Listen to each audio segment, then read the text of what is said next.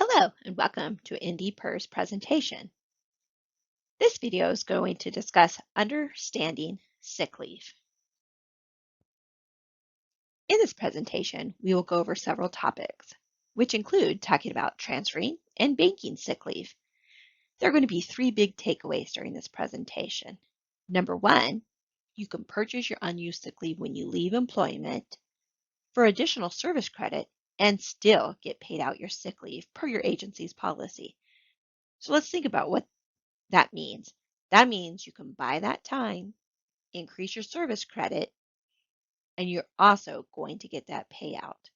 Number two, you purchase unused sick leave into a retirement plan when you leave employment. This does not happen until you're ready to go out the door. Number three, your agency pays out your sick leave. That is a payroll function. So any questions related to that should be directed to your employer's payroll personnel. Indie PERS has no access to how much sick leave you have or your agency's sick leave payout policy.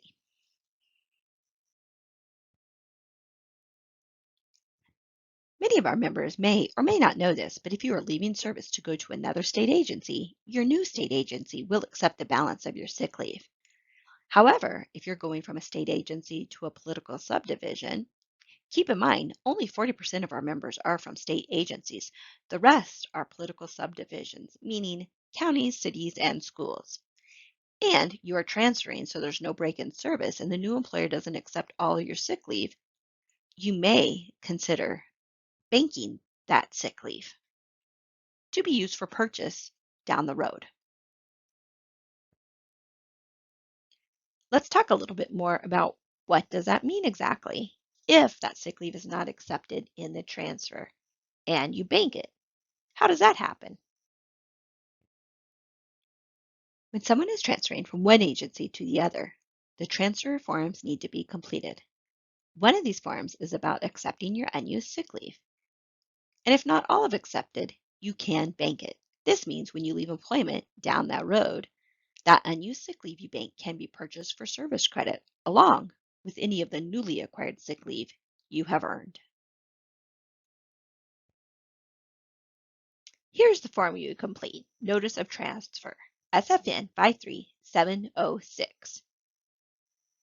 In this example, let's say the member had 880.5 hours when they leave employment. New employer is only going to accept 40 hours. In some cases, they might not accept any. Keep in mind, this is for transfers only, meaning no break in service. New employment means you've had at least a 31-day break in service. This means you started a new job within 31 days, and that is considered a transfer.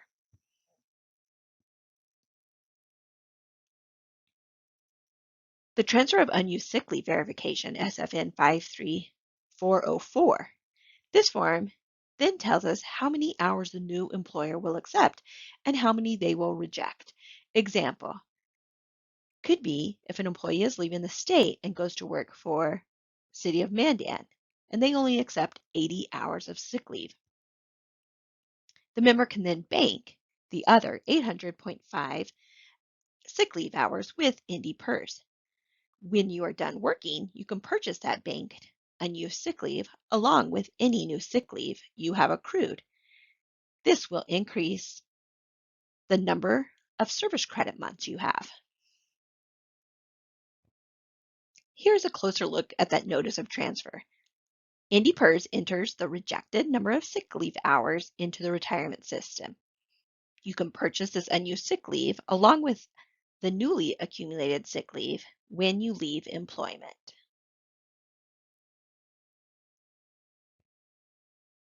At the beginning of the presentation, I said one of the big points I'd like to make during this presentation is buying your sick leave and payout of sick leave by the employer. These are two very different things. They look very similar, just as a mule and a donkey do, but they are different. Purchasing your unused sick leave and getting the payout are completely separate. Really, one has nothing to do with the other. You can say, yes, I want to purchase that unused sick leave with Indie PERS for additional service credit, or no, I do not want to. Either way, you are still going to get that sick leave payout per your agency's policy. So again, to reiterate about the payout of sick leave, if you earn sick leave with your employer and leave employment, part of it may be payable to you. That is between you and your employer. Indy PERS is not your employer, and we do not pay out nor have those leave balances.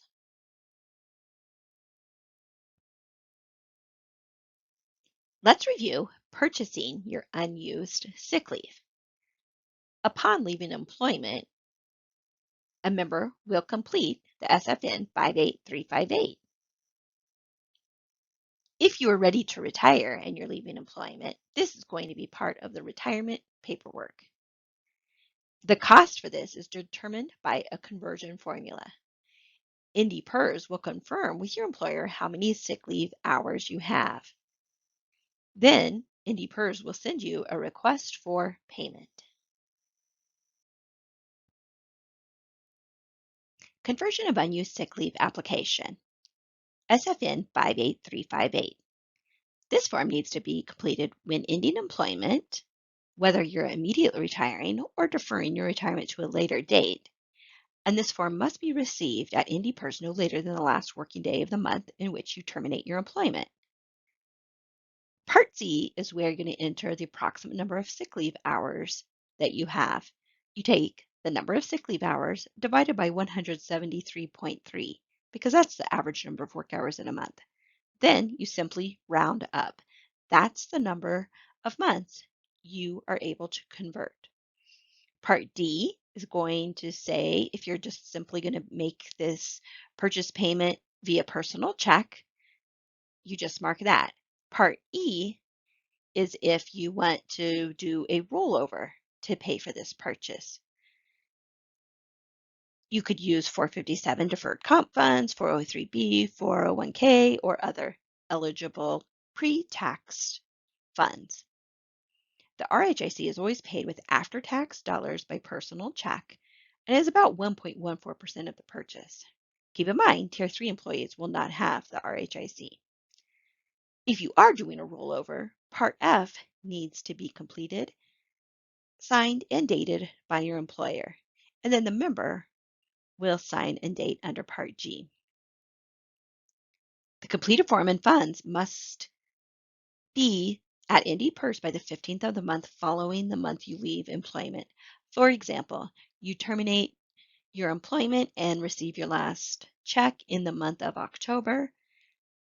This sick leave purchase is due by November 15th. So always the 15th of the month following the month you terminate. Let's review how purchasing your unused sick leave can change your benefit. Why would a person buy their sick leave, you may ask?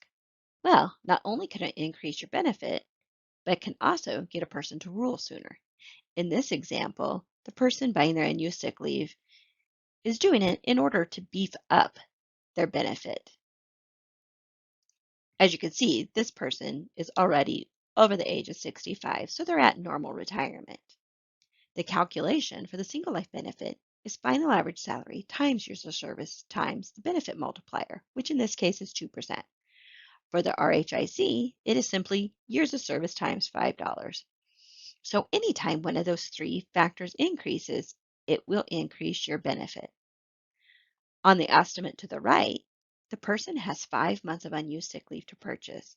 So you can now see, instead of them having 19.25 years of service, this member now has 19.6667 years of service. So again, taking in that calculation of final average salary times years of service times 2%, you can see the pension increased as well as the RHIC. Now keep in mind, you will be paying for this purchase. And in this case, it would cost the person $6,214.43 to buy those 5 months of sick leave. This is calculated by taking final average salary times the number of months the person is eligible to purchase times 16.26%, which is the current contribution rate for the main retirement plan. So this is now a total increase of $65.79 between the monthly lifetime benefit and the RHIC. This chart again is just going to show a comparison without that sick leave purchase versus making that sick leave purchase. As you can see, it's going to give a total monthly increase of $65.79 between the monthly pension and the RHIC benefit. It would take this person 7.87 years to see their return on investment. And generally speaking, we do say it takes 7.5 to 8.5 years to get your money back for that sick leave purchase. But one thing to keep in mind is if you had $6,214.43 somewhere else, just sitting in a bank account, perhaps invested somewhere else, could you get a guaranteed rate of return of $65.79 per month for the rest of your life on that money? Maybe yes, maybe no. Just something you're going to have to decide for yourself if you think this is something you want to do or not to want to do. And your financial advisor is a good resource in helping you to make this decision. If you have any questions regarding this presentation, please contact Indy PERS.